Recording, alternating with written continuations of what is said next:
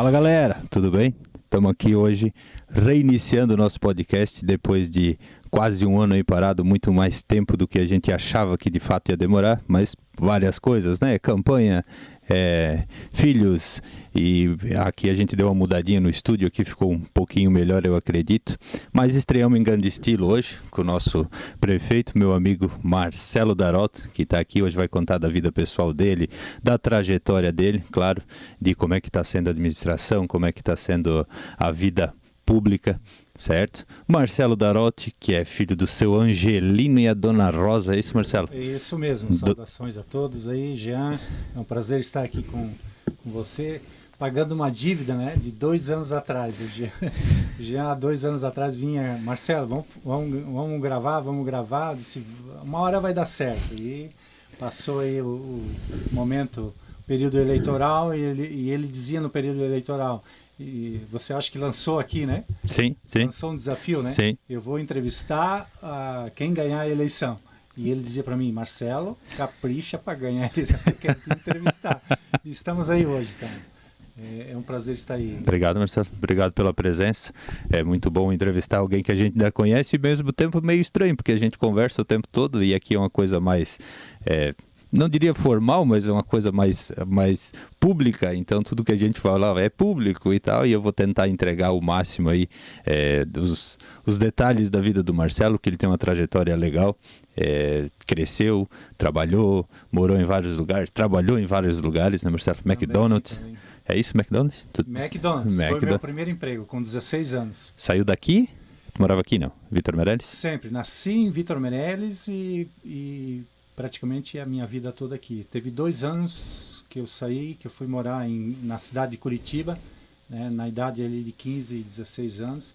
Então foi ali que eu tive a primeira experiência, né, com a carteira de trabalho. A primeira assinatura ali da carteira de trabalho foi no McDonald's, ali em Curitiba. Na rua 15. Tá, e como? Tu tinha algum parente que morava lá? Tenho, assim... Então, o Jean falou aqui, meu pai Angelino Darotto, minha mãe Rosa Darotto. Então, os meus pais tiveram 10 filhos. E eu sou o último da fila. O caçulinha da casa. O caçulinha. Eu era o cisto da minha mãe. Então, eu vou contar um pouquinho disso daqui. A minha mãe, vamos ao cisto. Com 41 para 42 anos, ficou gestante e foi no médico. Naquela época não existia... tanto o recurso como hoje, ultrassom e tal, então o sistema era mais no conhecimento, no olhômetro, né? Então o médico disse, não, você está com cisto, nós temos que fazer uma cirurgia. E depois de 9 meses o cisto nasceu. O cisto saiu sozinho, sem cirurgia. Sem cirurgia. 40 anos? Normal. Hoje a tua mãe está com 90 aí? 91 anos. 91 anos, tu 51, ela 91 anos. Isso mesmo, vou fazer agora 51, a minha mãe vai fazer 92 anos agora. Está no auge dos 51 aninhos. Isso. Então eu sou um dos 10 filhos da minha mãe, né? O último da fila, né? Então são 5 mulheres e 5 homens aí é um time de futebol de salão para cada lado. Um masculino e um feminino. Isso.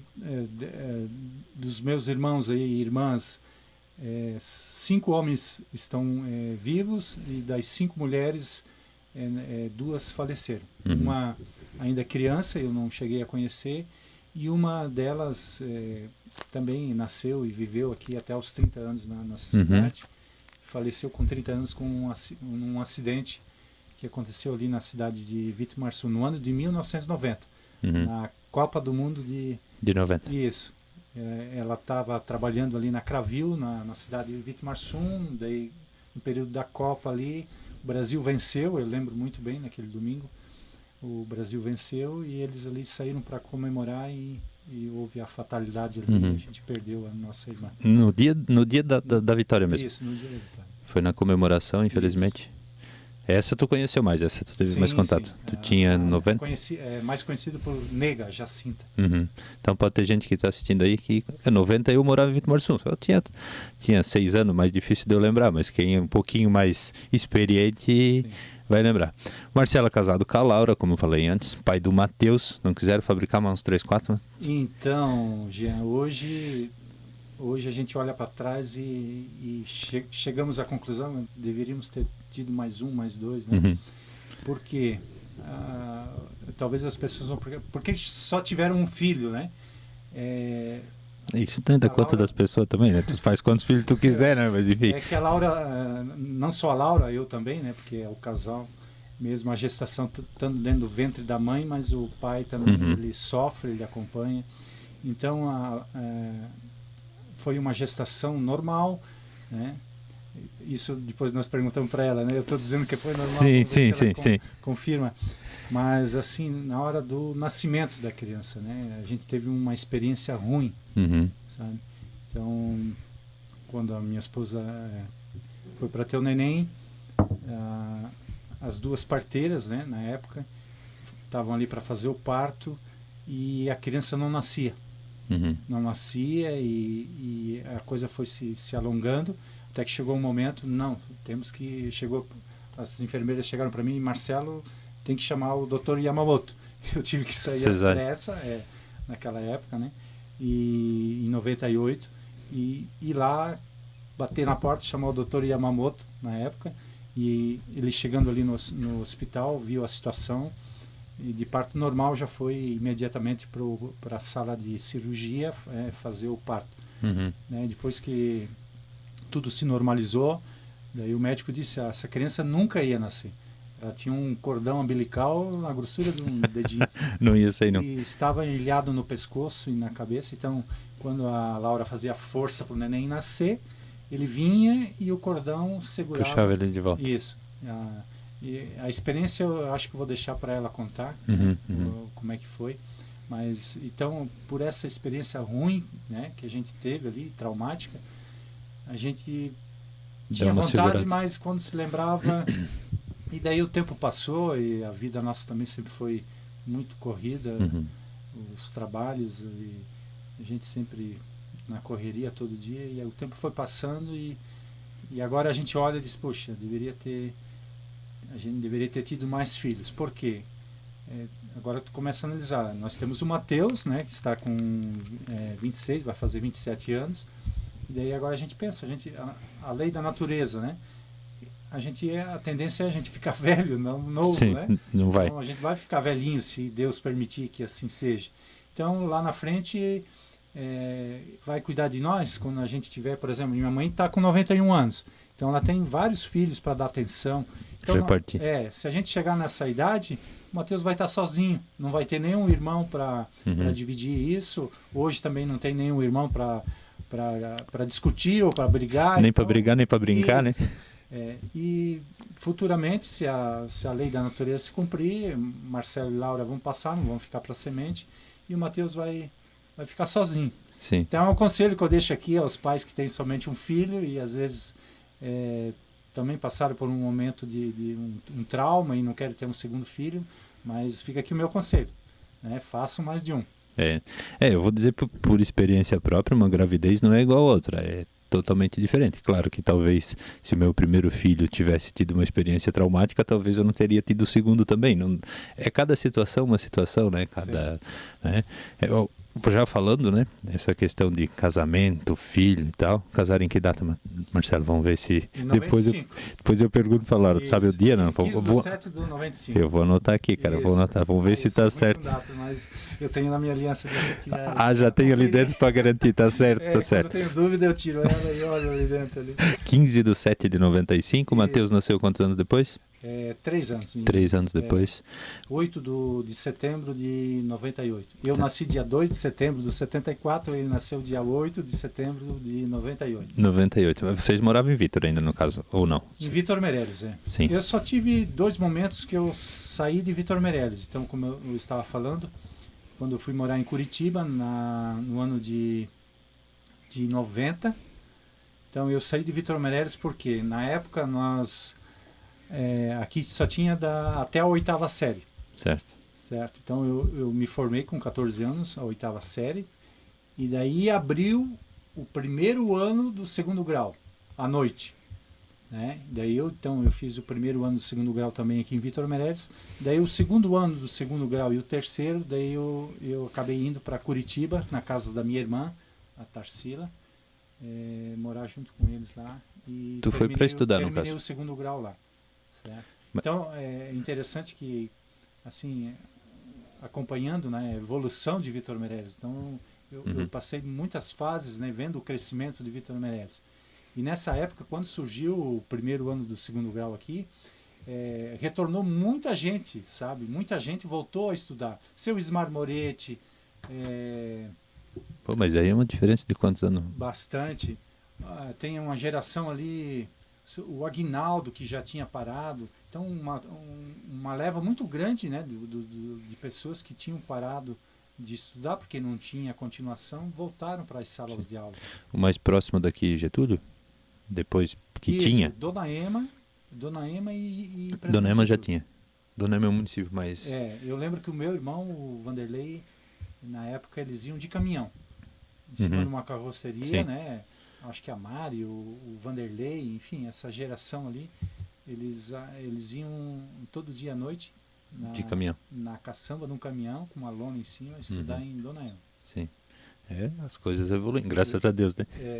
Coloca hoje uns alunos em cima de uma caçamba. Nossa Senhora. Uma carroceria ali com lona, né? Pra ver eu não andei lá em Vitor Martins se dizia o caminhãozinho. Eu não andei nele porque quando eu saí da 8ª pro primeiro, foi o primeiro ano que teve ônibus à noite. Então, quando eu estudava na 8ª série, o transporte noturno, eu ia naquelas escolas de quatro séries na mesma sala. Aliás, parabéns para as professoras, né? Porque elas eram campeãs, né? parabéns para elas, porque manter, sei lá, não tinha muita criança, mas que fosse 20, 25 crianças em turmas diferentes. Aí elas tinham que explicar para uma e manter a outra quieta. Parabéns, porque olha, é difícil, né? Elas eram heroínas na época, né? As professoras da minha época ali, a dona Irlanda era já diretora, a dona Cláudia, enfim, esse pessoal aí. Professoras aí. Sim. Professor dá dá um longo período de aula, né? Então ela vai pegar muito. Por exemplo, tem o professor Leopoldo, que foi professor da minha mãe aqui em Vitor Meirelles e foi meu professor até eu me formar em Vitor Marsum. E não sei se ele está dando aula ainda ou não, mas ele deu aula, mas são 30 anos ali, né? Sim. Desde que começa até que termina. Então é muito amor pela profissão. 30 anos fazendo exatamente a mesma coisa. Isso. É bastante. Eu iniciei lá no Jardim, tinha a dona Lídia. Então a nossa leva ali era Marcelo, Sandro, Luiz de Oliveira, Luiz Carlos, tá? O Denilson Morló, que eu lembro assim. Daí tinha Marlise de moças. Então era uma turma grande, assim, sabe? Então a gente lembra bem, a dona Guilhermina foi também uma das nossas professoras. Então a gente passou ali. Então no Jardim é onde é a Sectur hoje, era o Jardim. Sim. Né? Então foi a nossa primeira experiência ali. No Jardim. Bastante. E para ver como marca a cabeça, né? Isso já faz aí, vamos chutar, 45? Eu tô com 50. Vamos por aí, né? O prézinho, 44, 45 anos. E tu lembra da professora? Garanto que tu lembra do... Não tinha um negócio, não sei se na tua época fazia, mas para pegar merenda tinha que botar a mãozinha no ombro, cantar umas musiquinhas. E a gente era bem mais rigoroso, até um pouco a mais do que é hoje, né? Mas ficou memória boa, né? Com certeza. Eu lembro que na época de aula, assim, vou contar uma das experiências, né? Uma das travessuras, né? Marcelo, Luiz e Sandro. Uma cachopa de marimbondo em cima. Típico. Vamos ver quem derruba a cachopa de marimbondo. Os 4 cantos da sala de aula era alunos cheirando a parede. Então o castigo que nós tínhamos na época era cheirar a parede. Então agradecer a dona Lídia ali por corrigir, né? Sim, necessário, né? Educou e hoje a gente, na época não, mas hoje a gente olha para trás e... Sim, quem ama educa, né? Correções, né? Dos professores que a gente teve, mas era pro bem da gente, né? Pra educação. Não, se deixasse... Formar o caráter. Botava fogo na escola também, né? Com certeza. Não tem... Eu acredito que tu sempre foi mais calminho ou tu era mais quebra quando mais... Não, eu... Sim, agitado. Agitado? Ficou calmo assim depois dos 20? Quando se ajuntava, né? Sozinho era mais quando se ajuntava a galera, então... Menino é menino, né? E o outro... Menino é menino, né? É loucura, junta todo mundo, é doideira. Então, Marcelo estudou aqui, depois Curitiba, e antes de ir tu trabalhava com teu pai, daí trabalhava na agricultura? Isso, desde pequeno, então a gente sempre Meu pai, ele trabalhava na Caravil, de gerente da Caravil, né? Sim. Então, assim, para contar um pouquinho da história do meu pai rapidinho. Então, meu pai sempre foi da lavoura, né? E ele sempre teve um espírito de ajudar a comunidade, Uhum. tá? Tanto meu avô como meu pai ali, meus tios. Então, para te ter ideia, na época eu não cheguei a conhecer praticamente. Então, eu sou de 74, então lá para a década de 60, 50, quando o meu avô e meu pai veio para cá, meu pai veio jovem para cá, Uhum. para Vítor Meireles. Então, na época aqui, eles tinham, meu pai fala que eles tinham, eram 24 famílias em Vítor Meireles. E essas 24 famílias ali resolveram construir uma igreja. Sim, tem vídeo no YouTube para quem quiser Isso. procurar. E para construir uma igreja, eles precisavam de material, precisavam de tijolo, precisavam de telha, precisavam de pedras, né, para fazer o fundamento. E essas 24 famílias, assim, é algo que eu tenho muito orgulho dessa geração, né, dessa época aí. Eles resolveram, não, precisamos de tijolo, o que nós vamos fazer? Vamos fazer uma olaria. Precisamos de madeira, vamos fazer o quê? Vamos botar uma serraria. Certo. Né? E naquela época, Jean, o meu avô, ele teve a visão de empreendedor de comprar uma locomóvel. E essa locomóvel tocava a tafona, serraria e a olaria. Então explica pra galera mais nova aí o que é locomóvel. A locomóvel é como se fosse um grande tubo, né? Movido a vapor. Então, assim, os trem... Um trem que não anda. Isso, era um trem que não andava, que ficava parado, né? Certo. Então, o movimento que era produzido ali era a base de fogo, né? Caldeira, né? Seria uma caldeira, né? Certo. Que tocava, então, todas essas empresas aí.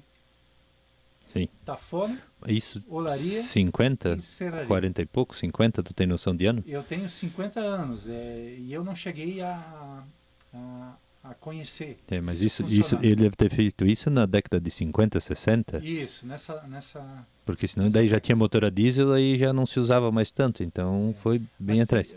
Mas para você ver o espírito empreendedor deles, Sim. naquela época. Sim.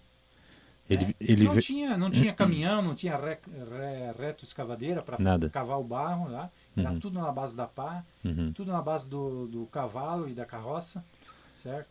Então eles tiveram esse espírito de comunidade para ver a comunidade crescer. Então a dificuldade que eles tinham naquela época. Imagina. Eu sempre brinco dizendo, eu gostaria de poder dar o maquinário que existe hoje, a tecnologia que existe hoje, para aquelas pessoas daquela época, para ver o que eles iam fazer. Sim. Eu acho que não existia mais esses morros. Eles tinham aplainado tudo. Sim. Era um vargedão só. Isso sim. Com certeza. Diz que a dificuldade é a mãe das invenções, né? Então, de repente, a dificuldade forçava eles até a ser mais criativo ou inventar alguma coisa. Precisava se virar, né? Tinha que se virar. Tu tem noção da que era essa olaria que tu disse que fizeram? Então, aonde é a minha casa hoje era a olaria. Então esse terreno aí que da tua família aqui já é do teu avô, no caso, já veio? Já vem de gerações. Então tua família não foi uma das primeiras, mas... Quase lá. Quase uma das primeiras. Com certeza. Chegou provavelmente quem? Os Mundini ali, o seu pai do seu José, essa galera aí? Com certeza, essas famílias ali, né, do seu José Fistarol. Seu Mondino, os Fistarol, ali, então os Darolt, né? Depois também tem os Oliveira. Então foram as famílias, e veio mais Meneghelles, né? Sim. Rinaldi lá dentro de Sabugueiro. Então, assim, a gente escutava o pai contar a história, né, de como eles trabalhavam, a organização que eles tinham em comunidade, né? Então cada semana vinha uma família ali para trabalhar na igreja. Então, assim, pedras, né, que eles fizeram o fundamento daquela igreja, a igreja católica ali. Eles puxaram tudo a carroça, cavalo, a zorra, lá debaixo dos peiral, ia lá, cortavam as pedras, traziam, fizeram o fundamento. Então é algo assim que eu olho e me admiro. Então meu pai sempre teve esse espírito de comunidade, né? Então ele trabalhava na roça e chegou um momento assim, abriu-se as portas de uma oportunidade da Caravil se instalar aqui. Corrigindo. Antes disso, ele tinha 4 estufas, daí ele desmanchou essas estufas e comprou o terreno ali onde é a pracinha hoje, certo. Praça dos Pioneiros. Uhum. Comprou ali um terreno, construiu ali vamos dizer, um galpão, né? E depois ele vendeu para Cravil se instalar aqui na cidade de Vítor Meirelles. Um pouco antes, na verdade, a Cravil começou lá no salão da igreja católica. Tinha o salão de madeira ali lá de baixo. Sim. Então começou ali, ficou um tempo, acabou acontecendo a construção lá. E o meu pai, daquela época, começou a trabalhar ali na Cravil, né? E trabalhou a vida dele toda ali como gerente, né? Gerenciando ali até se a aposentar. Cravil. E nós na roça, né? O pai trabalhava lá, mas administrava também a roça, né? Então nós plantava arroz, né? Colhia o arroz tudo no ferrinho, né? Então a minha infância eu peguei isso aí. Era uma alegria imensa quando chegava essa época da plantação de arroz, que a gente, para colher o arroz, né? Tudo com ferrinho, fazia os molinhos, amarrava com cordinha, e daí a gente trilhava, né? Tinha uma trilhadeira. E daí fazia um monte da palha, né? Então era o nosso divertimento no final de semana. Brincar na palha. Em cima daquele monte, rolar. O triste era de noite daí tomar o banho. Ninguém tudo cortadinho. A briga com a mãe era isso daí. Então foi um período assim que na roça, né? Então me criei na roça, plantando arroz, né? Então a gente plantava fumo, milho, feijão, vacas de leite, né? A gente vendia leite, né? Minha mãe era apaixonada por vaca de leite. Gostava. Custou tirar dela as vacas. As vacadinhas de leite? Custou muito, então ela envelheceu, mas não queria largar aquilo ali nunca, sabe? O teu pai tem descendência italiana, é isso tua mãe? Sobrenome de solteira? São os dois são de origem italiana. Os dois? Meu pai Darolte e minha mãe Bona. Bona. Bona com Beber. Aí a coisa fica grande já, né? Então o meu bisavô, ele veio da Itália. Certo. Né? Então tem toda uma história lá, botou a família lá dentro do navio e veio. Sim. Então tem alguns dos meus tios que, né, nasceram, teve casos que nasceram no navio, né? Certo. A viagem não era diazinhos, né? Era longa. Era longa. Então, descendência italiana, gosta de polenta, Aprendi a gostar. Não gostava? No começo não gostava muito, não. Mas no começo, quando você era criança, tu disse? Isso, tá. E para ver como a gente muda o paladar da gente, Sim. vai mudando com a época, né? Se adapta, né? Eu não gostava de polenta, não era muito fã. Será que não é porque... Mas era aquela família de... Porque a família da minha mãe era pão de milho e polenta. Pão de milho, polenta, pão de milho, polenta. Polenta todo dia de noite, até porque 8, 10 filhos, o custo de vida era que fazia comida com que tinha, né? Sim. Milho, enfim. Será que não era esse excesso de todo dia ou a tua casa era diferente? Eu acho que talvez seja essa. Que enjoava, né? Porque a minha mãe fazia pão de trigo quando eu era criança, então o pão de milho era ótimo. E para ela o pão de milho ela nem fazia porque ela não gostava, porque quando ela era criança era só isso. Meu pai conta que na época dele o pão de trigo eles faziam uma vez por ano. Nas festas, como o Natal. E o pão de trigo sovado, aquilo ali era que nem se fosse um bolo recheado para nós hoje. Sim. Então eles comiam puro aquilo ali, era uma coisa exótica para eles, né? Sim. Então era uma delícia, né? Então a gente vê assim que de geração para geração tem as mudanças. Sim, vai facilitando. Tem gente que diz, antigamente era melhor. Eu acho meio... Não era. Talvez a vida mais tranquila, mas não sei se era tão bom assim. Acho que era mais sofridinho um pouquinho, né? Mas assim, eu tenho saudade, tá? Da minha infância, sabe? Dessa época.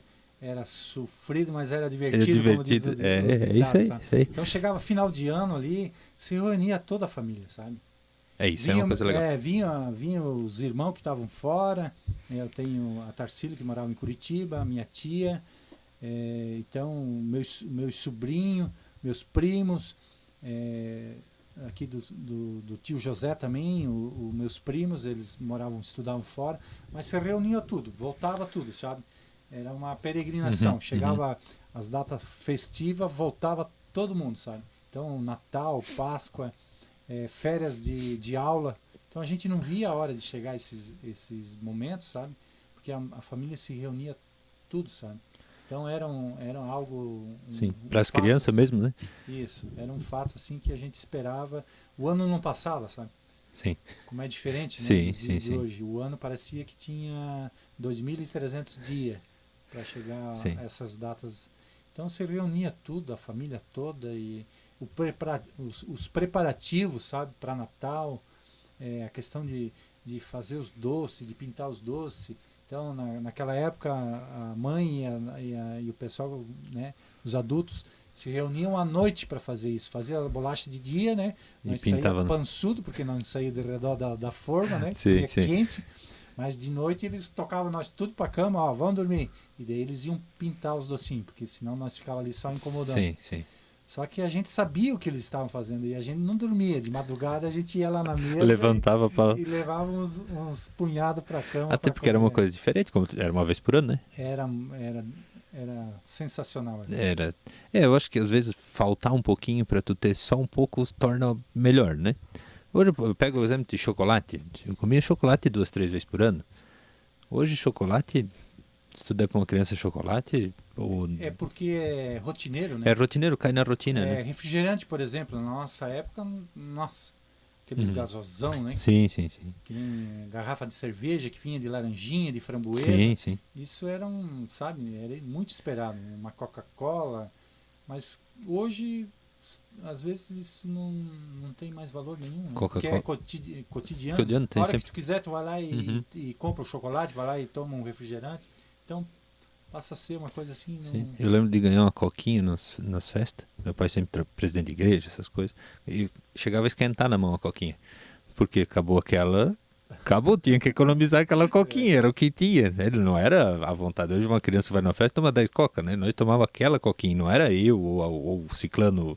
Era meio parelho, Era né? geral, Era geral, a regra geral para todo mundo. regra geral para todo mundo. Era assim, ganhava uma coquinha lá na hora do almoço, ou um pouquinho antes, um pouquinho depois, e era aquela coca e no mais vai brincar, né?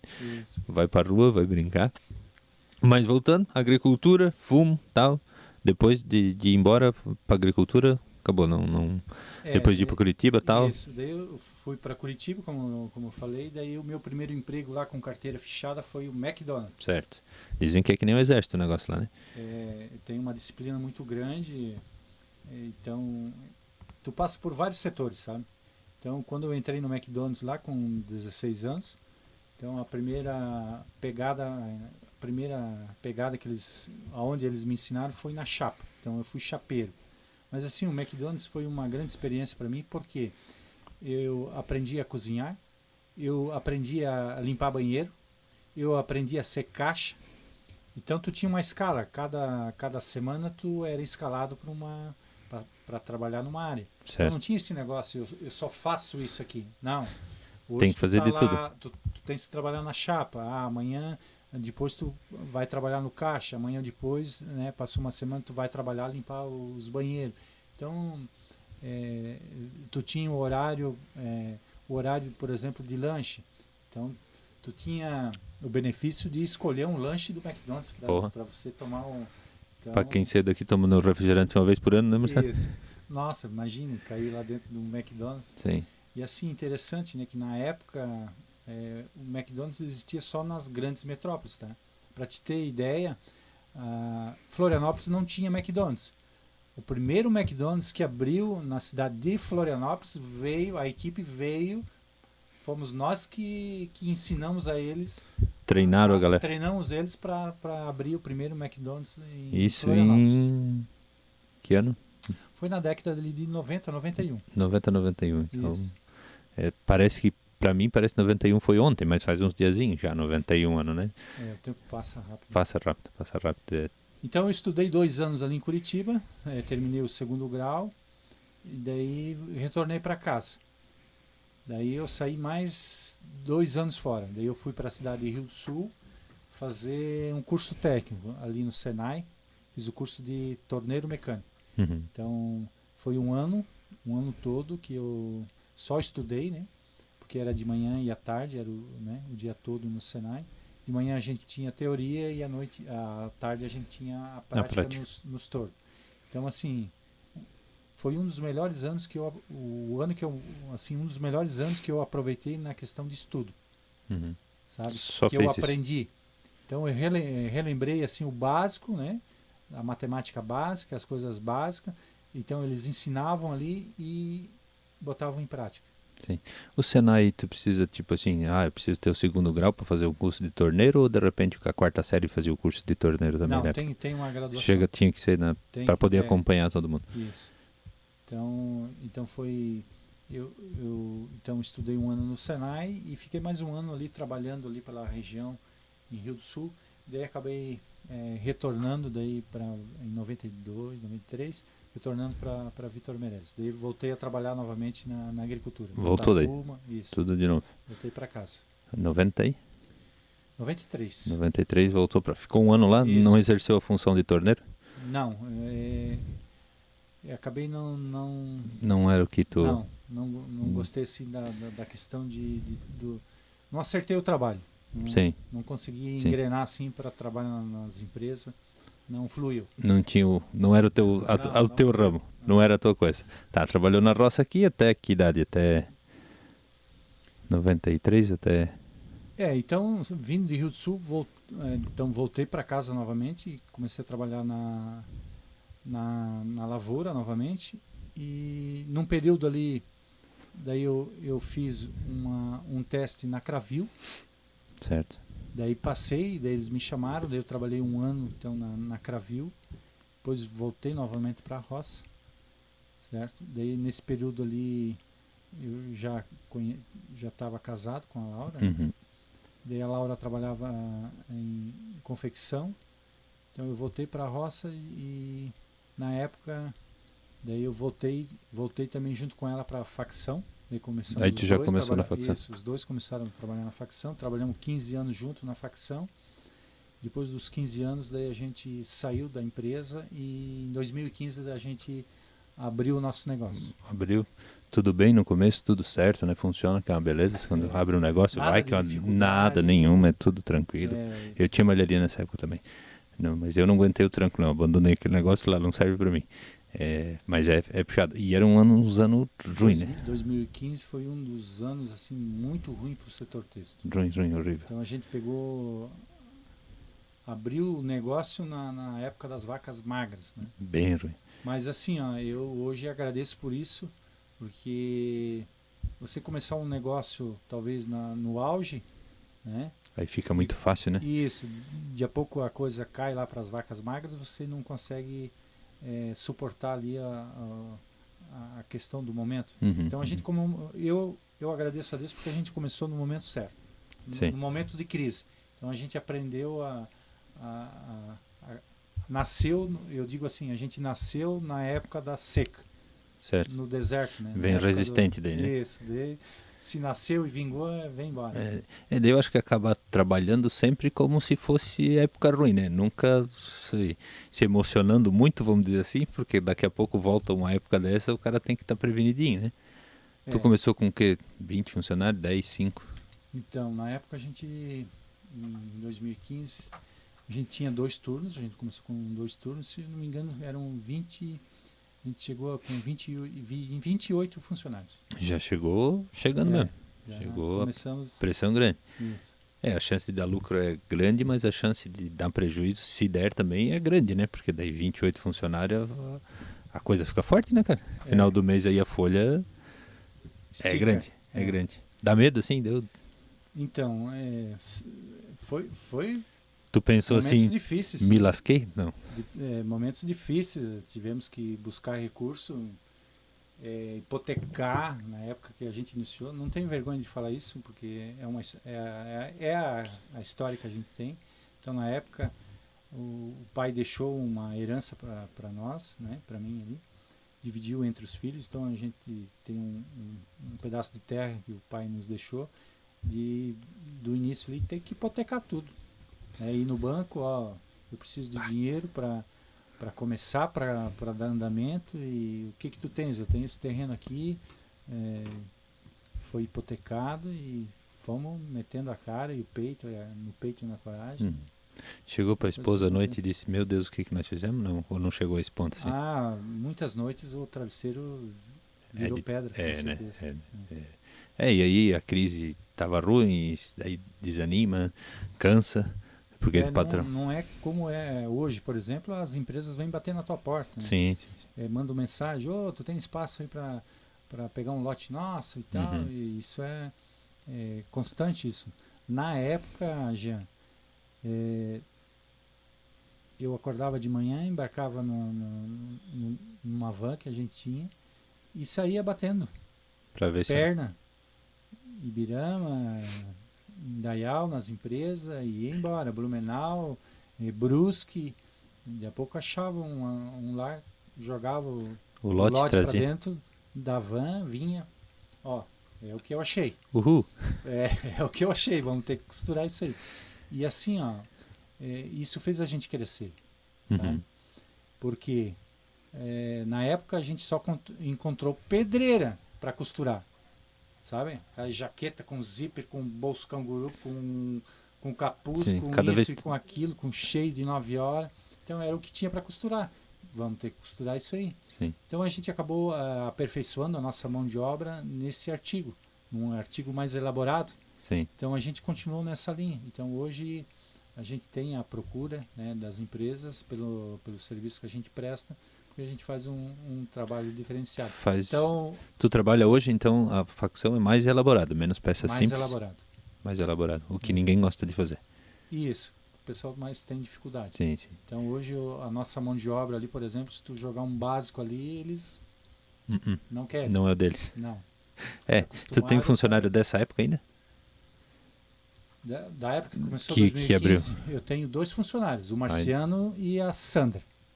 Que são 10 anos de empresa. Inclusive a gente fez um evento final de ano, né, dos 10 anos.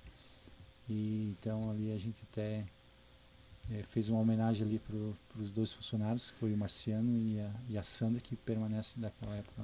Tu tem um sistema de gratificação, tu já me contou, não sei se tu quer falar ou não, mas eu achei... Vamos deixar a Laura... A Laura é mais junto desse departamento, tá? Então falamos depois, vamos lembrar. A gente tá daí falamos junto com ela. Isso, a gente está falando aqui a Laura junto, porque para vocês vai ser uma semana de diferença, mas para nós a gente vai terminar a conversa aqui, tá? A gente vai... Que nem novela, para a próxima semana a Laura vai sentar aqui com nós, a gente vai conversar com ela também, vai ser com o casal, primeiro o Marcelo, depois o casal, né? Aí a gente vai contando a história do Marcelo por enquanto e depois Marcelo e Laura junto aqui, vamos ver se ela acertou a data de casamento que está anotada aqui, e eu não vou soprar para ela, não vou passar, ela não sabe o que ele falou porque ela não vai assistir, né? Então, depois, quando que começou, Marcelo, a malharia, a facção malharia? Não, agora... Ficou legal. Quantos anos? Para o pessoal que vai abrir uma empresa que acha que em 2 meses está tendo lucro assim? Não, foi alguns anos, né? Então a gente nasceu na época da crise, 2015, até as coisas normalizar ali foi longe. Foi uns 3 anos para frente para normalizar. Aí a economia também aí começou a dar uma melhorada. O banco paga esse, sei bem. Assim, não sei se tu lembra ou não, mas eu te repassei lote. Tu me então, eu repassei lá. Uma pinda aí às vezes quando vinha, eles mandavam, eu tinha uma facção lá com 10 funcionários, eles mandavam lote para ou pega esse, que nem tu disse. Pega, mas eu não ia dar conta de terminar. Daí, se tu se sujasse, vamos dizer assim, que a empresa não vinha mais. Então eu te repassei peça. Ó, pra tu ver. Não, só peguei tu levou uma parte do lote e costurou porque eu não ia dar conta de terminar, mas a Laura vai lembrar disso aí. Pode ser que vai lembrar, mas repassei peça pra ti. Então, 3, 4 anos depois, começou legal, começou a dar um lucrinho, mais 3, 4 anos, ou seja, tu teve lucro muito pouco tempo atrás, né? Assim, pra dizer, sobrou dinheiro da malharia. A questão da facção, ela tem os altos e baixos, né? Então... É um trabalho a longo prazo, para te ver o retorno. Hoje vocês têm mais uma empresa? Isso. Então, ou a Laura tem? Não tem nada a ver contigo. Não. Então, a empresa está no nome da Laura. Certo. Confecções Branja, né? Porque as pessoas dizem, Marcelo, por que Confecções Branja? É que essa empresa, ela foi aberta pelos meus primos. Então, eles abriram a empresa, Confecções Branja, e tinham ela inativa. Eles pararam de costurar, mas não fecharam a empresa. E na época, quando a gente resolveu colocar o negócio, daí a gente soube que eles tinham uma empresa, né? Então é o sobrenome da família da minha esposa, Branja. Então, vamos então claro. dar continuidade. Fazer uma média ali, né? Vamos dar continuidade. É porque, na verdade, a empresa, a parte de produção, quem toca é a Laura. Sim. Então, sim. diz que, então Nada mais justo. Então a empresa está no nome da Laura, Confecções Brandt, Certo. e eu sou funcionário lá. Sou listado como funcionário. CLT ali Isso, e é isso aí. funcionário. E Será daí, que a Laura nunca pensou em te dar conta, de repente? Oi? A Laura nunca pensou em te dar conta? É que esse departamento é eu que cuido, o RH, isso Ah, eu tá, que, então show. Então, eu contrato, isso é a questão, ela tem que ter assina, expertise. isso, Então, sim, depois agora fazem... No começo da pandemia, 2020, isso. Uhum. Tu abre empresa só em uma época boa, né? Isso, Só mais aí, uhum. outra experiência. Acabamos comprando ali a empresa ali de utilitários, que era da Leuci Presentes, Sim. né, do BET, em 2020. Então a gente comprou a empresa e não deu um mês, começou a pandemia. Não podia mais nem abrir as portas, né? Começou a pandemia. Então, daí essa empresa está no meu nome. Certo. Então O nome da empresa é Agrado Presentes. Mas quem manda é a Laura, a mesma coisa. Não... Rapaz, daí como era Leuci Presentes, né? E pegou, eu digo, vamos então, Laura Presentes. Lá foi o nome da Laura de novo. Isso. Então, e a Laura sempre teve assim uma questão positiva assim da área de venda, sabe? Uhum. Então ela tinha esse... Ela conversa mais do que tu é mais sossegadão. Ela é mais conversadeira e ela tem o espírito de vendedora, assim. Sim. Né? Então, se fosse para montar uma empresa, se fosse tu seria mais RH, a Laura mais vendas. Mais escondido. Tu mais técnico, ela mais atendimento ao público. E engraçado que quem foi para política foi tu e não ela? Mas ela gosta e entende de política... Tem no sangue, né? Muito, muito grande. Tá? Ela é muito interessada. Ela tem escola, né? E tem muito conhecimento na área. Tem escola, o seu José Branger aí tá... já tá no DNA. Já tá no DNA dela. Então tá, que bom. Marcelo, para quem está começando uma empresa ou quer começar uma empresa hoje ou ano que vem ou está planejando, o que tu diria para esse cara aí? Não abre? O que eu digo para ti é começar,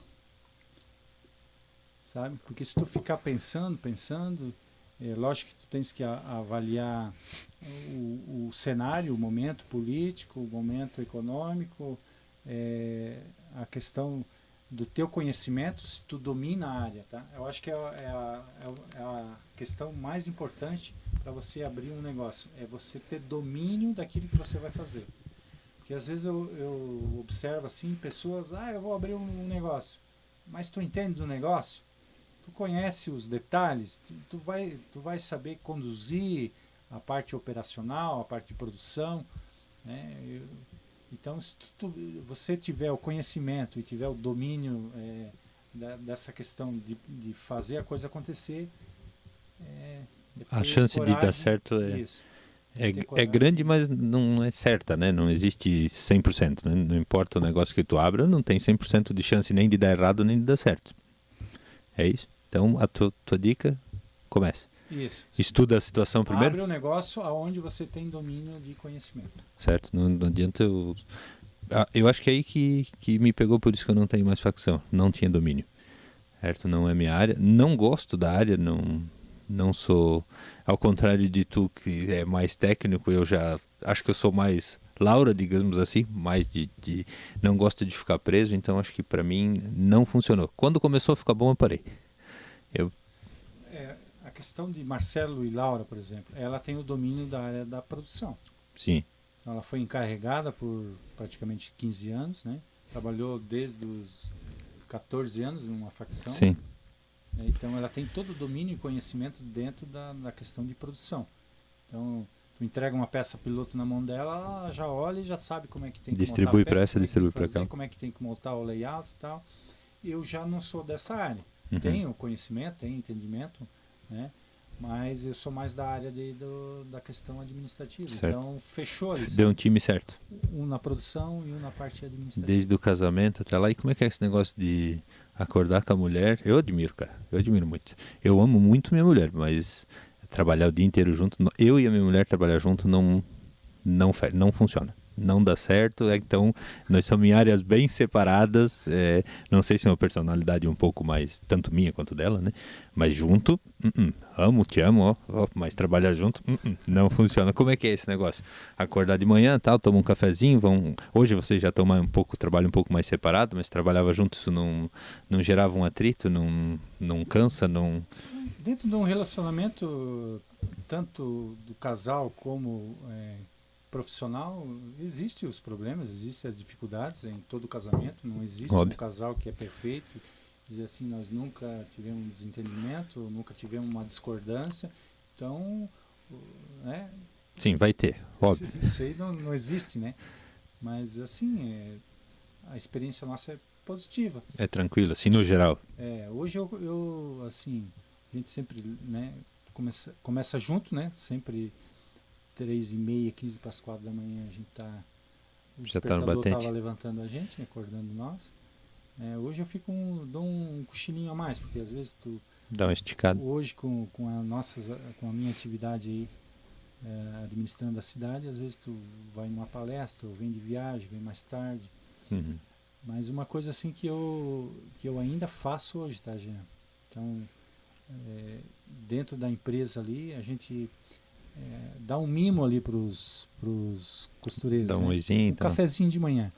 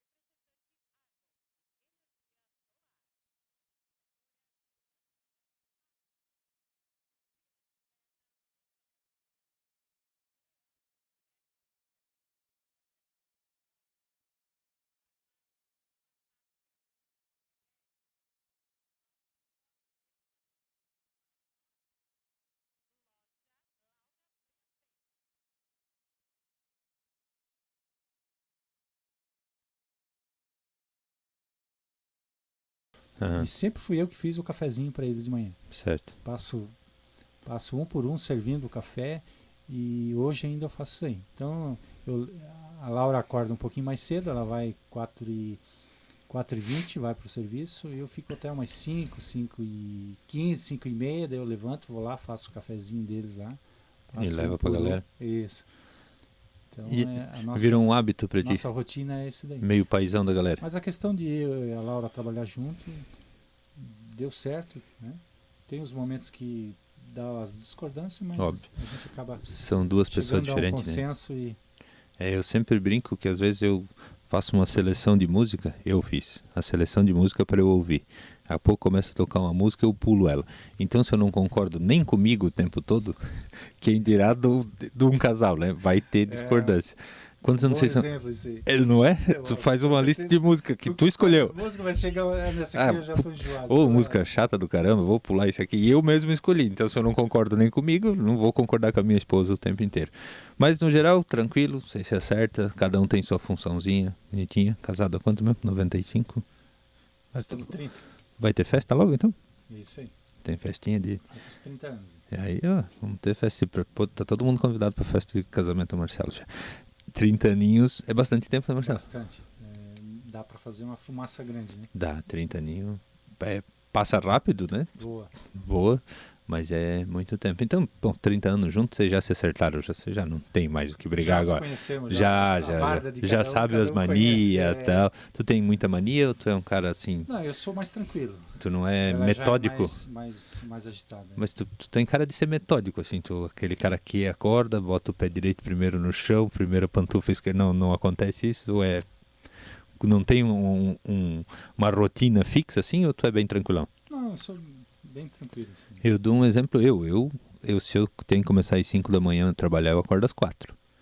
Porque eu preciso 1 hora para eu ser o Jean, porque Pra nessa... alma voltar ao corpo. Isso, porque naquela primeira hora ali ninguém fala comigo, eu tô um mau humor de manhã desgraçado. Comigo que eu mordo, né? É isso aí, eu tenho que sentar, vou ver as noticiazinhas, tomar meu café bem tranquilo, aí depois eu volto a ser o Jean que todo mundo conhece, mas aquela minha hora de manhã ali, então, essas manias tu não tem, não, tu Ninguém levanta... se atravessa. Né? Não, eu levanto Não, sem ter ninguém acordado na casa. Quanto a isso, não. Meu humor, assim, não é... Não... Eu te cortei antes, tu disse que a Laura é mais metódica, assim, mas... a Laura, assim, ela é mais... Mas conta uma mania pra nós, vamos fazer uma fofoca, pô.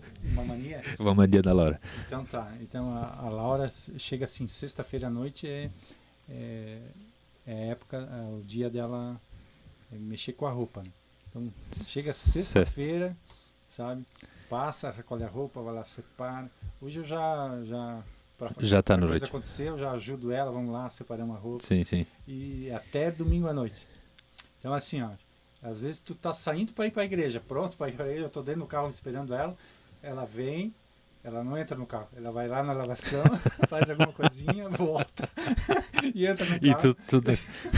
E tudo. Eu sei, não, mas eu admiro isso, tá? Sim. Admiro porque é preocupada, né? Uma pessoa que a Laura é uma pessoa muito especial, ela é muito preocupada, muito dedicada em tudo que ela faz. Se ela pega para fazer, ela vai fazer bem feito. Ela vai fazer. Não é para fazer as coisas pela meia viagem, não. Então ela tem essa... não vou dizer uma mania, né? É uma qualidade. Sim. É uma qualidade. É uma qualidade que às vezes te deixa esperando no carro uns minutinhos, mas é uma qualidade. Já. Então, na rotina do casal, assim, que vocês viajar, que vocês não deixam de fazer, mesmo com dificuldade, com a tua vida hoje, que a tua agenda é corridinha, né? É corrida. É hoje, corrida, a gente sabe tem bastante demandas aí pra gente, mas mesmo assim a gente tira o tempo, sim. Vou recarregar as baterias, vocês fazem o quê? Isso. A Laura gosta muito de praia. Certo. Eu já gostei muito de praia, hoje já... Já ficou bem claro, a Laura gosta muito óbvio. Lá. Sim. Então a gente, quando pode, a gente dá uma fugidinha. Eu já gosto mais morro acima aqui. Eu também sou mais pra cá, mas graças a Deus... Do Rastro, sim. Minha esposa também gosta pra cá, então aí fechou. Piratuba, as piscinas termais. Sim. Então, nessa região aqui de cima, a gente teve agora há pouco tempo em Urubici, Bom Jardim da Sé. Bonito. Então, a gente já tinha passado para lá, mas nunca tinha ido nas plantações de maçã. Então, a gente foi lá, conheceu lá uns amigos lá do nosso pastor, a gente até foi junto com ele e pernoitamos lá numas cabanas lá muito bacana. Tem bastante, foi né? Foi muito legal, assim, foi um final de semana bem... Até porque a gente, tu trabalha agora mais com gente, né? Eu trabalho com gente no comércio, às vezes quando tu quer sair, tu não quer ver mais gente, né? Que nem o cara que seria que nem quem planta fumo, tirar uma férias e fazer um acampamento no meio de uma roça de fumo, né? A gente trabalha com gente, gosta do que faz, mas é mais, eu acho para cima mais tranquilo, mais um arzinho mais fresquinho, um negócio mais sossegado. Praia, já o trânsito já me incomoda um pouco. Quando eu vou para baixo aí, se pegar trânsito, não sou muito favorável a ficar sentado 1 hora dentro do carro, paradinho. Assim. É que geralmente quando a gente tem a possibilidade de ir é final de ano, né? Exatamente, férias, quando todo mundo tem. Férias e todo mundo quer ir pra praia, né? Isso. Então, assim, é que nem eu te falei, eu gosto de ir na praia, mas nessas épocas aí eu acabo me estressando, sabe? Fila pra tudo, no trânsito. Tu vai pra ir num lugar, tá cheio, vai no outro, tá cheio, isso acaba... porque tu quer ficar de boinha, né? Quer ir no mercado comprar um pãozinho de manhã, mas tu quer ir só no mercado e voltar, tu não quer ficar 1 hora em pé, tu tá de férias, né? Então não é o ideal. Marcelo, falando agora, é óbvio que nós temos que chegar nessa parte importante da tua vida, né? Falamos de casamento e tal, depois a gente vai mostrar umas fotos, a Laura vai estar aqui junto. Quando que tu teve a ideia, a inspiração, ou quando que tu pensou, não, vou entrar para a vida política, ou foi meio no susto? Então, Jean, assim, eu nunca tive adolescente, jovem, eu tive, assim, esse desejo, assim, sabe? Surgiu num momento, assim, onde uma visita noturna de dois amigos, e fizeram uma proposta. Chegaram na minha casa e disseram: Marcelo, precisamos conversar contigo, nós estamos com umas ideias aí, um projeto, e tu faz parte disso aí, nós queríamos saber se tu aceita fazer parte dessa história, desse projeto aqui. E daí colocaram a ideia lá e aceitei. Digo, vamos lá, vamos ver o que acontece. O que acontece. Não temos nada a perder. Também a questão política da nossa cidade estava um momento assim que eu, como eleitor, também já estava assim, queria uma mudança, né, que houvesse novos gestores, uma nova cabeça, uma nova, né, não desprezando os que já passaram, o que eles já fizeram, né, mas eu estava com aquele sentimento também de acho que está na hora de aparecer alguém no cenário, né, e eles vieram com aquela proposta e vamos lá. Foi. E aconteceu. Então não foi nada, nunca planejasse ser político? Não foi uma coisa, algo assim que era um desejo lá das antigas, não. Foi sim. algo que surgiu naturalmente. Assim. Pensava com 20 proposta, disse sim à proposta e, momento certo. E dali para frente a gente começou a trilhar esse caminho aí. Tu tinha sido secretário antes, né? Por 8 meses. 8 meses de secretário. Tinha recebido um convite da gestão ali do Lorival. Certo. E por 8 meses ali eu toquei ali a pasta da assistência social. É, para quem não sabe, porque todo mundo sabe, né? Tu é genro do seu Zeca Branga, né? Que isso é vereador 3?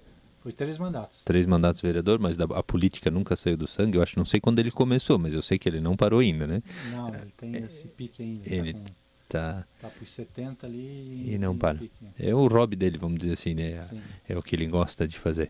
E como é que foi a primeira campanha? Conta para nós. Então foi formado um novo grupo ali, um novo partido, né? O PL. E na época o Bolsonaro nem fazia parte do PL, tá? Não.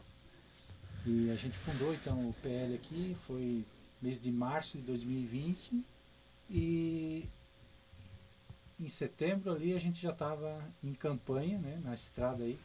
Mas louco que o Batman, né? Vice puros, né? O grupo tinha essa ideologia de botar o nome, né, o partido, nomes novos. Então, prefeito e vice, a Joelma foi a minha vice e 5 candidatos a vereador na época. Nós saímos para a estrada e fomos botando as nossas ideias, nossos projetos. Foi uma experiência muito boa, tá? E cresci muito, aprendi muito ali nessa campanha.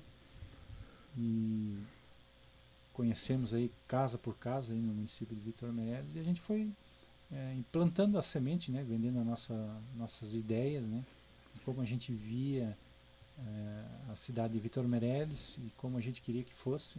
Fomos vendendo essa ideia, plantamos a semente lá, colhemos os frutos, sim. Lógico que ninguém quer perder quando entra numa disputa, né? Numa campanha, mas não foi daquela vez. Mas ficou um legado importante do grupo ali.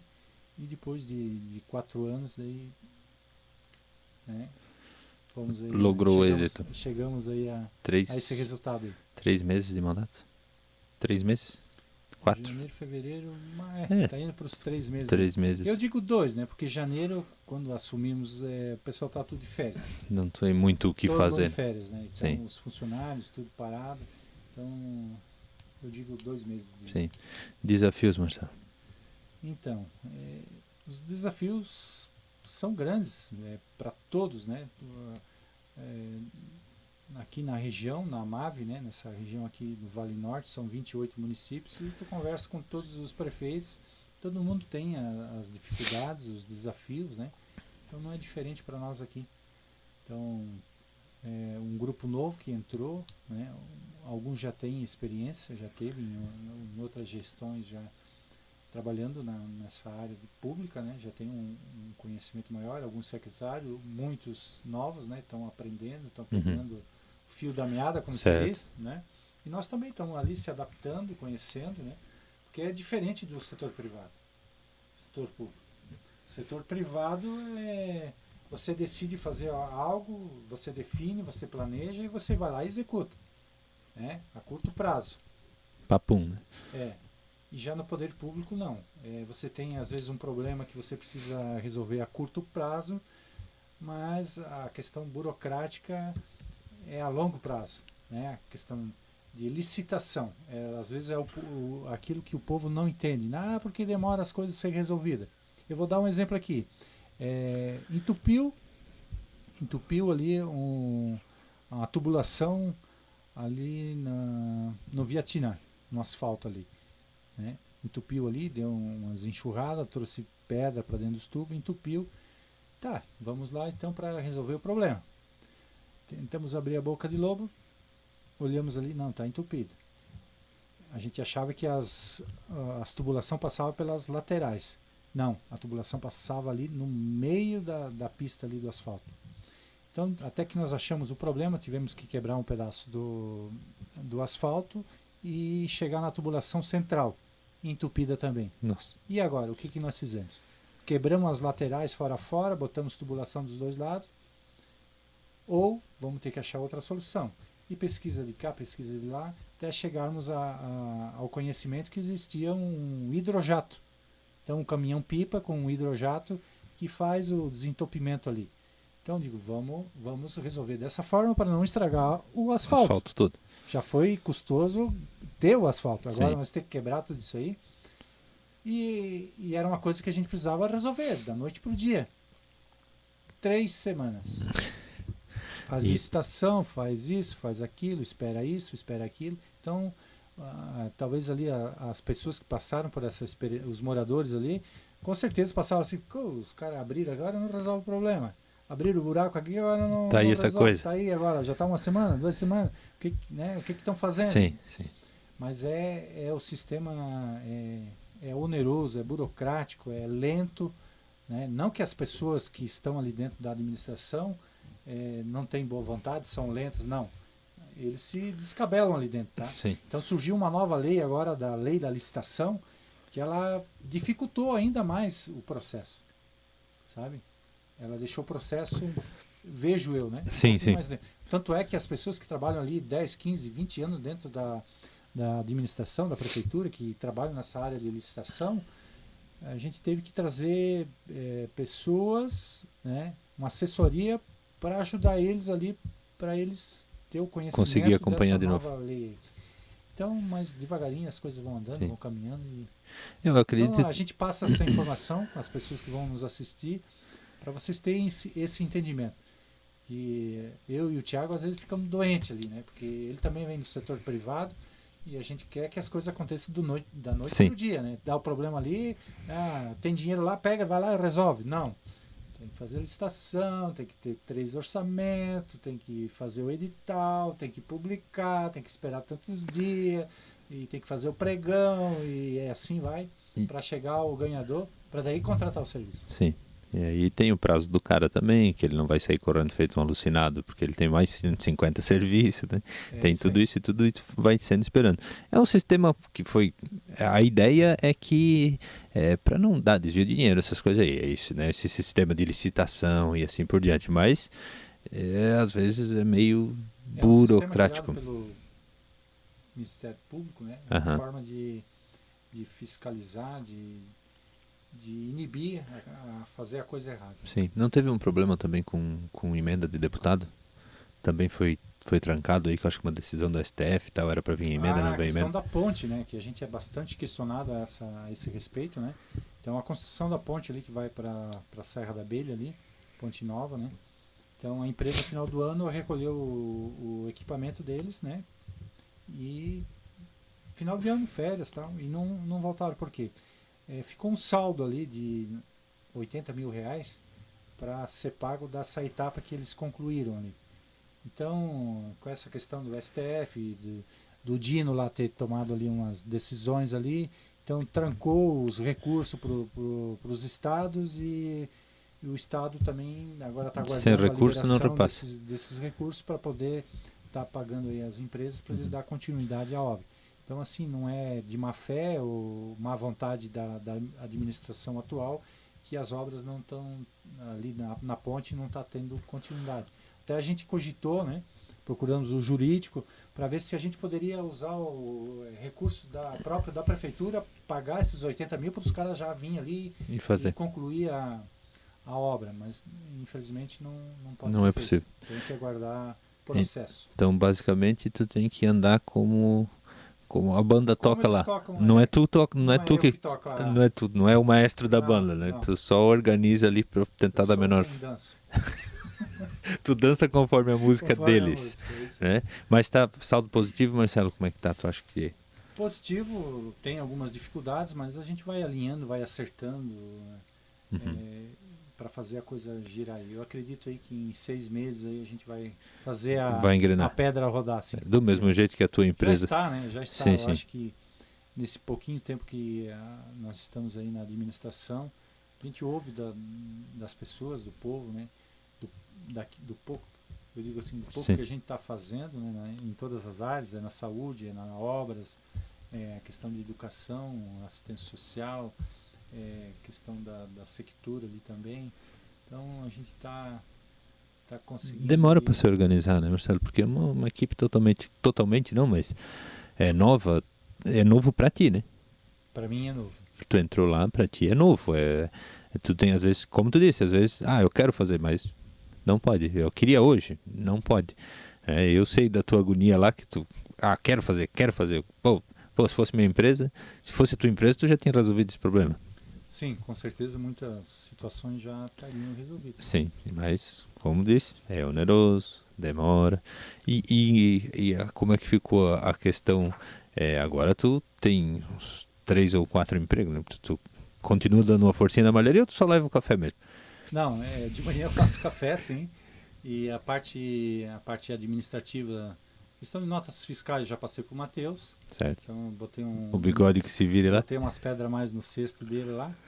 Né? E a questão de fechamento, folha de pagamento, essas coisas fica ainda na minha responsabilidade. Na tua responsa, então tu Isso. tem 1,5 empregos agora, mais ou menos. Isso. Não, uns 2,5, porque de prefeito vale por 2 já, né?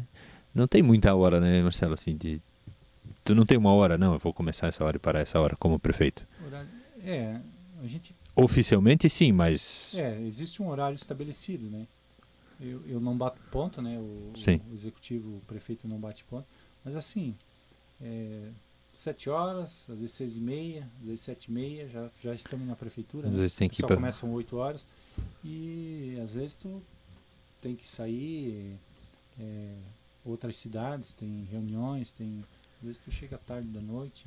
Eu vou falar da minha experiência como vereador, tem muita reunião, né? Tem muita reunião, tem muita palestra. Não dá para, se for quiser em tudo, tu nem para em Vitor Meirelles. Vive na estrada. É Mas tem coisa. muita coisa que é importante que tu tens que estar participando, né? Buscando o conhecimento. Tem que filtrar o que... Às vezes tu pode até se enganar, mas tu tem que filtrar o que tu acha mais importante, porque não dá para ir em tudo, né? Não tem condições de... Até porque tu tem que estar aqui também, né? Não tem condições de ir em tudo. São muitas demandas, tá? Dentro do poder público. Muitas demandas. Tu vai na saúde, tu tem demanda, tu vai na agricultura, tu tens demanda, vai na obras, tem demanda, vai na assistência social, tem demanda. Então, onde tu vai passando, tu tens situações para estar resolvendo. Sim. Eu acho diferente da outra. Sim, sim. Cidade pequena, eu acho que acredito que chega mais coisa no prefeito também, né? Porque tu é o Marcelo, né? Já te vi aí na praça o tempo todo. Todo mundo sabe quem é que é o seu Angelim, como tu diz, né? Diziam. Todo mundo sabe onde tu mora, quem tu era, que tu tinha, tem comércio e tal. Então acho que acaba chegando uma demanda maior ao prefeito ou não. Coisas tipo Blumenau, ninguém vai chegar lá falar com o prefeito. O atendimento que é feito aqui na cidade pequena, nós fizemos aqui, não existe na cidade grande. Não. As pessoas têm um acesso. Então, entra um, sai outro. Sim. Sai um, entra outro. Sim, cada um com a sua... Uma demanda diferente, uma necessidade. Então, às vezes tu começa de manhã e vai até final do dia fazendo os atendimentos. As pessoas vêm e a gente recebe todo mundo ali, dentro do possível. E já estou pensando em definir dias para estar atendendo. Porque senão a gente tem dificuldade de atender as demandas. Certo. E correr atrás dos problemas, né, ajudar a administração ali, e correr atrás de soluções e atender as necessidades ali que precisam. Tal dia por semana eu estou para atender o povo, o outro dia eu vou ter que, infelizmente, atender meu secretário, porque senão... essa conclusão, que vamos ter que definir um dia, tal dia está aberto para atender, mas tais dias... Pelo menos algum tempo tu vai ter que... Porque a gente precisa tocar, fazer a coisa andar. E além disso tudo, tu ainda tem que dar umas voltas pro interior, ver como é que tá a estrada, ver um bueiro, ver uma coisa, ver outra, visitar uma pessoa, fiscalizar. Então, assim, é uma coisa que eu gosto de fazer. Até hoje estive conversando com o secretário, ele passou os atendimentos que ele fez, eu digo, me passa aí que eu quero ir, né, como tá, foi bem feito. Como é que ficou. Faz uma obra lá, um bueiro, passo lá, a hora que eu passo lá para ver se ficou bem feito, se tá. Pergunto para os moradores, tá ok, ficou bom assim, estão contentes. Se não estão, a gente vai ver o que aconteceu. Isso, pede para voltar às vezes a refazer aquilo que não ficou bem feito. Então acho que é o papel do administrador, ele está presente nas comunidades, né, vendo o que está acontecendo e dar atenção ao povo. Né? É isso aí. Ouvir. É isso aí. Não podemos estar atendendo todas as demandas, né? Mas aquilo que a gente pode... Às vezes uma caminhada na rua tua que é para 5 minutos vai para 1 hora, né? Então, mas a hora que ela diz assim, não, o Marcelo não pode ir no comércio, entrar nos mercados. Às vezes ela vai Sim. poucas vezes que ela vai, às vezes vamos no mercado, ela vai junto, ela... Demora, né? Para conversar, vem outra, a gente para conversar. Sim. Mas é muito bom isso aí, sabe? A gente vê o mais parabéns, que as pessoas mais têm. Parabéns ou mais crítica por enquanto? Não, tem as demandas que as pessoas trazem, tem as reclamações, né? E tem sim os elogios, né? As pessoas parabenizando. A reclamação também é boa, né, Marcelo? Sim, ela é uma ferramenta que te chama a atenção. Opa, preciso melhorar aqui. Um falou, outro falou.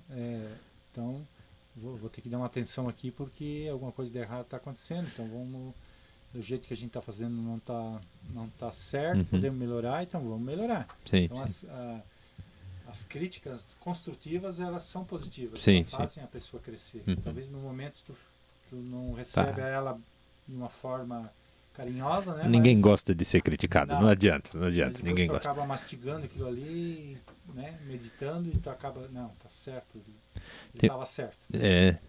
Um fala, outro fala, talvez até surjam umas ideias, assim, de repente, do povão, assim, faz isso, aquilo, eu acho que isso, eu acho que aquilo.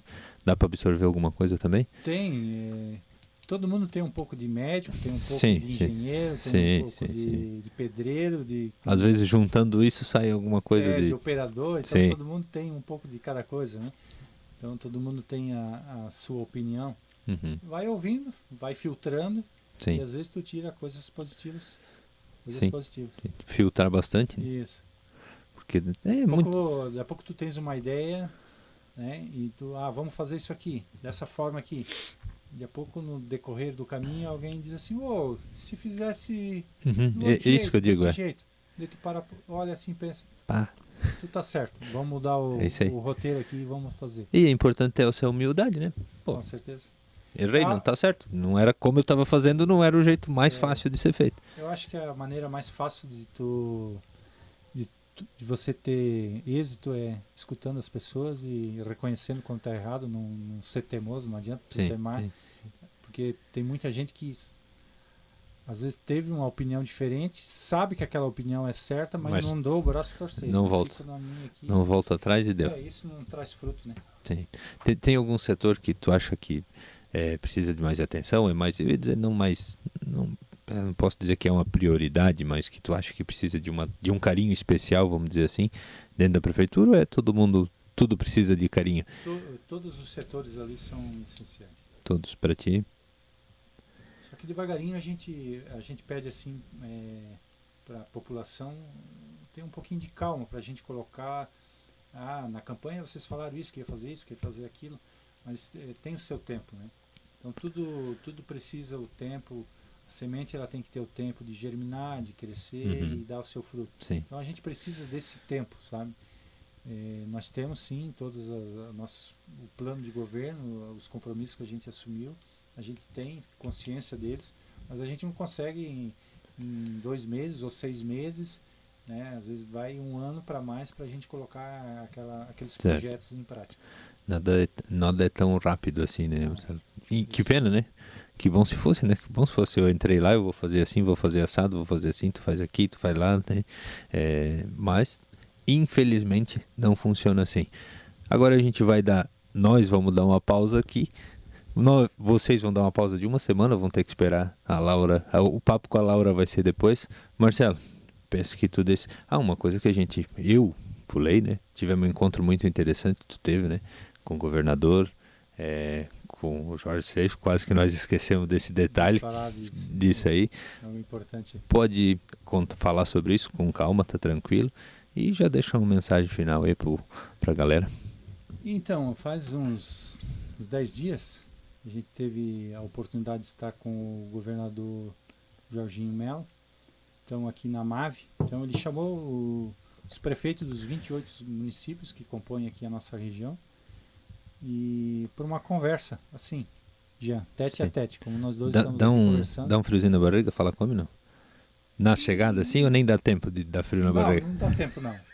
Tu tem que chegar firme, sim, decidido naquilo. Fica nervoso depois. Depois tu sim. fica nervoso. Que se tu chegar ali e não executar aquilo que tu precisa fazer, né? Passar a informação e fazer o teu pedido ali, tu perde a oportunidade. Certo. Então, assim, o governador, ele recebeu prefeito por prefeito. Então ele chamou um a um, certo?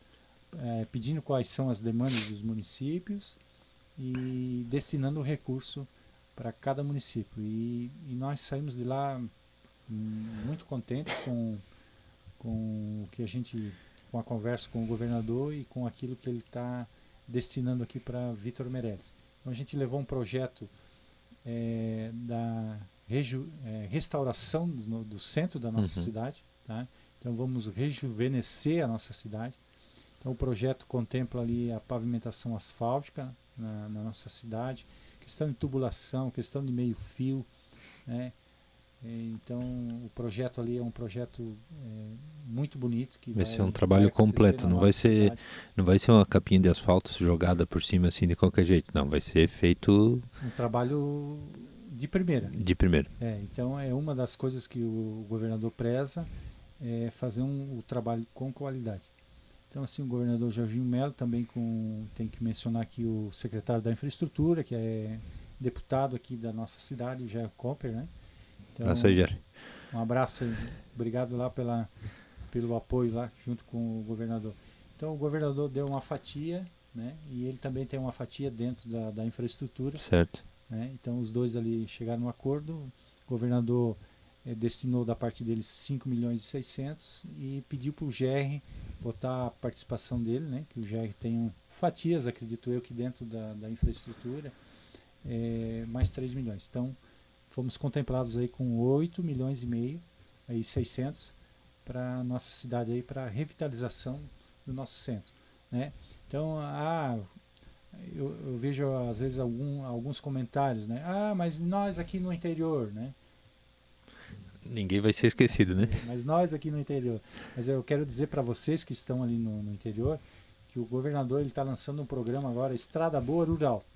Então ele vai mandar recurso. Brilhou o olho, né? Essa foi boa. Quando ele falou aquilo lá, digo aí, vai mandar recurso, tá, para os municípios aplicar nas estradas do interior. E é uma das nossas prioridades. A gente já está trabalhando, então eu só peço calma para vocês que as estradas dos interior também é uma das nossas grandes prioridades, porque as pessoas precisam ter o acesso. Sim.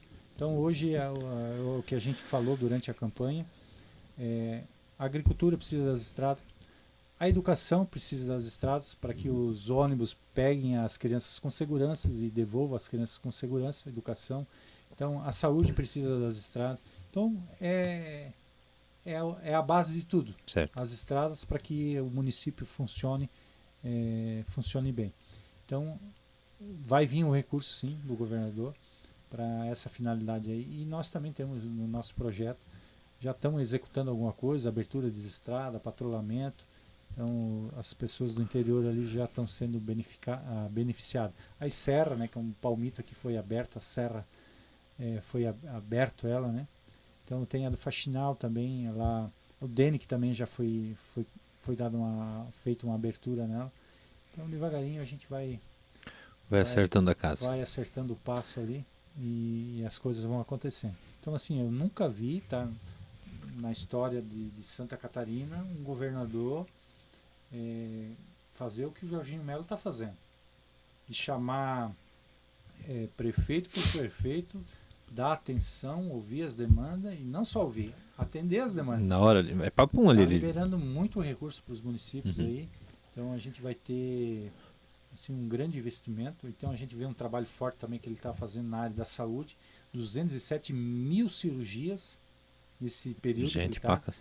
Então, clínicas particulares estão se afiliando, tá? Abrindo as portas para fazer o atendimento da fila do SUS. Então existe a tabela do SUS e ele criou uma tabela governo que ele complementa o valor, né? Porque a tabela do SUS não vai atrair uma clínica particular a fazer cirurgia. Mas ele criou então uma tabela paralela ali, né, do governo, que complementa. Então clínicas particulares, hospitais, né, que fazem procedimentos particulares estão aderindo ali, abrindo as portas e fazendo cirurgia. Então é um sucesso, né?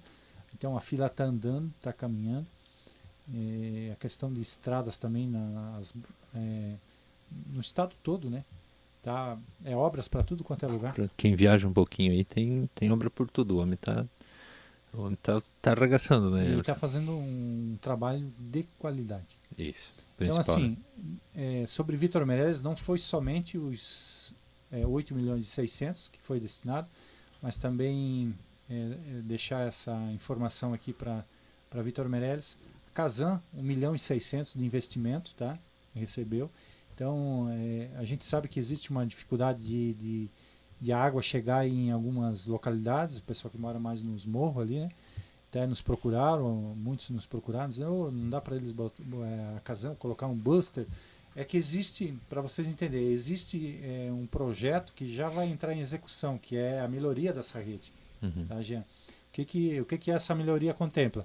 Vai sair um cano de 200 milímetros lá da Casan, lá de cima, vem até aqui na Geral, na rua Santa Catarina, e daí na rua Santa Catarina vai sair encanamento lá do Maninho até no Banco do Brasil, se não me falha a memória, com um encanamento de 150 de um lado, do outro lado encanamento de 60. Para quê?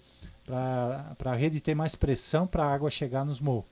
Certo. Tá? Então, o que eles o pessoal da Casan nos falou, não adianta nós fazer um investimento em buster, por exemplo, vamos botar um buster aqui na creche ali para jogar água para cima lá daquele loteamento, vai tirar água de outro lugar.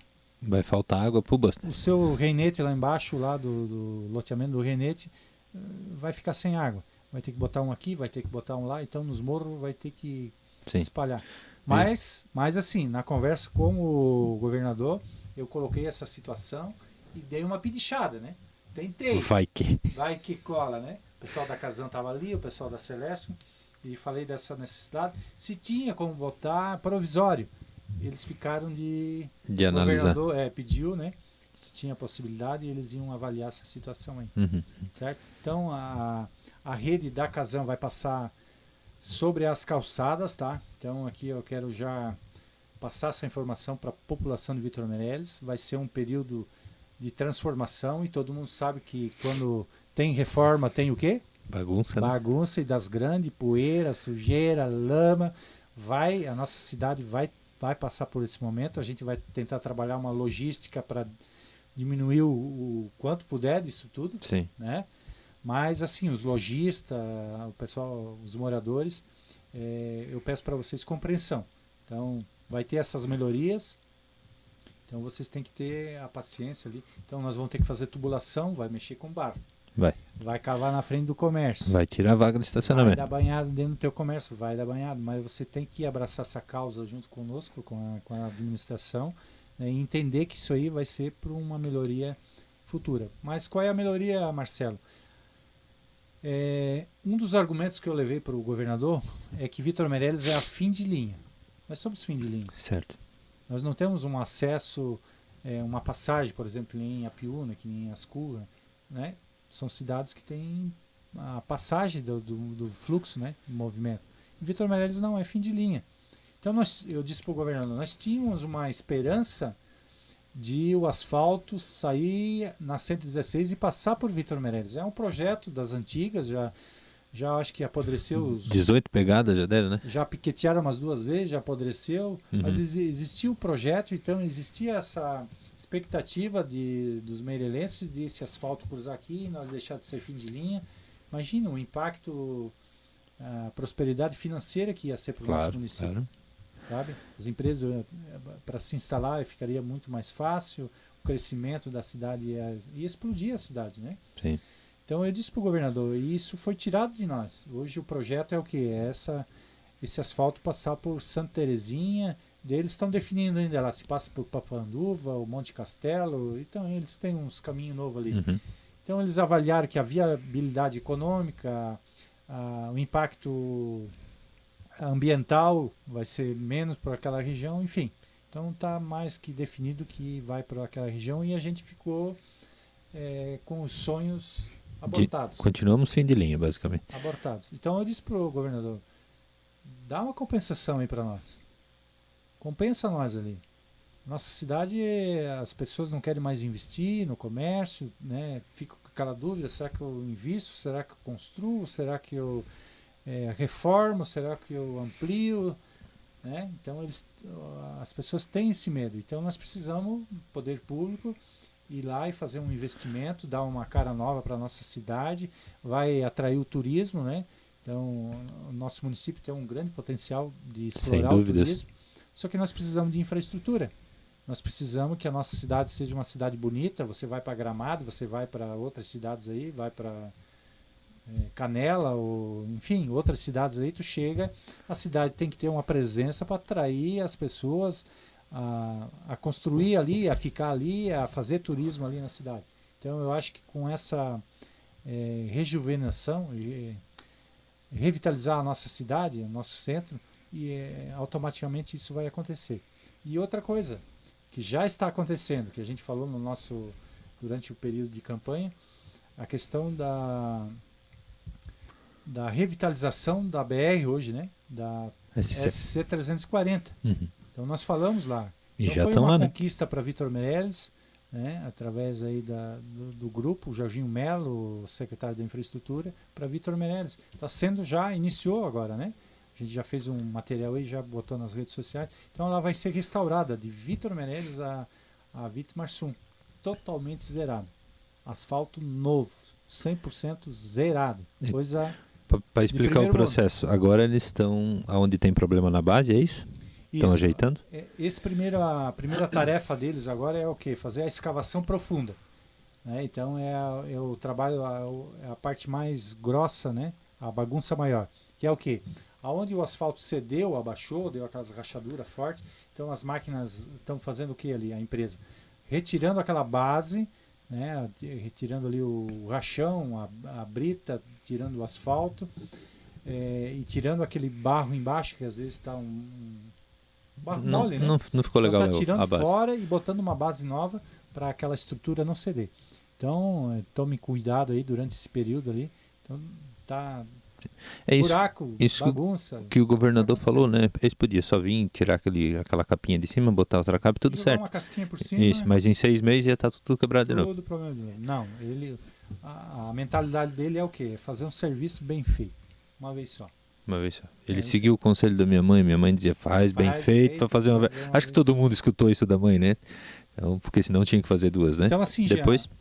então a gente está num caminho de ter uma grande evolução aqui na nossa cidade. Então a gente pede cautela, que vocês nos entendam, né? Que vai ter essa movimentação toda, todo esse processo vai passar por um momento de bagunça, né? Mas nos entendam aí. Então a Casan, finalizando aqui meu raciocínio, 1.600.000 do governo, né? E a Celesc 2.200.000. 800 mil já foi investido, mas nós temos mais uma fatia aí. E ele olhou para mim e disse assim, Marcelo, veja lá onde é que estão as necessidades e passa para a Celesc e eles têm que atender a necessidade. A necessidade seria energia mais forte, alguma coisa assim? Isso, para levar a energia trifásica, né? O governo diz assim, veja lá onde é que precisa melhorar. Às vezes tem indústria, às vezes tem a questão da agricultura que precisa da energia trifásica, veja para lá onde que precisa, onde é a maior necessidade. Às vezes leva para uma região, não, vamos levar aqui para futuramente ter uma área industrial, então já leva Sim, essa já está energia. prevenido com energia. Isso. Então assim, a parte do governo, tá vindo muito recurso, muito investimento. Foi o que a gente falou durante a campanha, que o momento político favorecia essa mudança pelo alinhamento que a gente tinha com o governador, certo? Então a gente está colhendo já os frutos já em 2-3 meses. 2-3 meses. E outra situação, Jean, deixa volta. eu colocar. A gente teve essa semana um encontro ali com o secretário da Defesa Civil, na cidade ali de José Boiteus, na questão da barragem ali.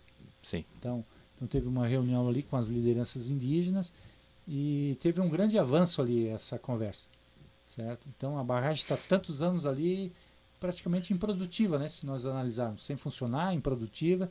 Então o governador ele tem uma visão de empreendedora em questão a essa barragem aí. Então a ideia dele é o quê? Fazer isso ali funcionar, certo? Fazer daquilo ali o quê? Uma usina, aproveitar ali a água toda, né? O potencial da barragem e criar ali uma usina. Já está passando ali a Celesc que vai assumir ali essa questão, vai faturar e com isso ele vai conseguir fazer o quê? Beneficiar a comunidade indígena ali, né? Vai conseguir passar recurso para eles, beneficiar eles, certo? Porque eles têm uma... Assim, eu vou falar a verdade, durante todos que passaram ali, muitos falaram que ia fazer isso, que ia fazer aquilo, e não fizeram para eles. Então eles têm um pé atrás muito grande. Já não acredita mais. Não acredito mais. Então essa conversa ali deu uma alavancada, sabe? Então a gente trabalhou isso para mostrou para eles que o governador ele vem com vontade de fazer a coisa, fazer resolver. Acontecer de fato. Então eles tinham umas demandas que já outros passaram, prometeram e não cumpriram, e o Jorginho chegou ali, não, vamos fazer, e mais do que aquilo que os caras prometeram. Então, acho que foi um passo importante, porque a barragem ela é muito importante para quem mora pro lado de cima e aí para aqueles que moram pro lado de baixo. Pro lado de baixo mais ainda, né? 1,5 milhão pro lado de baixo da barragem, e os que moram pro lado de cima aqui também vão ser beneficiados com esse projeto aí. Então certo, foi um passo importante aí que a gente tirando teve. Ideia de 20 anos do papel, 20 mais, né? Mais desse. Então, a barragem ali é dos anos 80. Sim, sim, nunca se acertaram ainda, né? Até agora estava... Eu acho que tu falou antes para o povo ter um pouco de calma. Eu sinto que o povo não tem calma porque já escutaram 300 vezes a mesma coisa. Tu não acha que é isso? Não, quando eu entrar, eu vou fazer tal coisa. Então, acho que essa agonia de querer que faça tudo de uma vez talvez não seja um reflexo dessas promessas que nunca foram cumpridas? Também. Mas assim, cada um tem uma demanda diferente Sim, claro. Eu tenho uma demanda, tu tem outra demanda. O outro tem outra demanda. E daí cada um quer que a sua demanda seja resolvida naquele momento. Certo.